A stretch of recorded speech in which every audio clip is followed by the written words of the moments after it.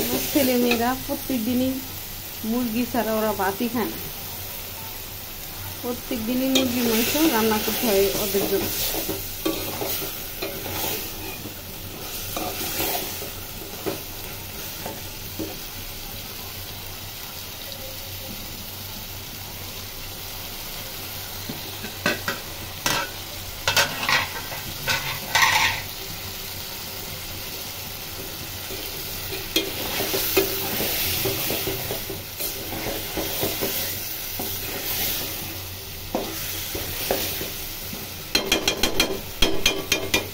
রান্না করেছি সবজি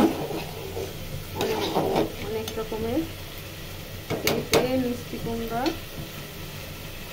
তারপরে চিচিঙ্গা, ডাল, অনেক 2-3 রকমের ডাল, বুটের ডাল, মুগ ডাল, মুসুর ডাল, আর মাছ ভুনা করেছি আমাদের জন্য, ওটা দেখালাম না।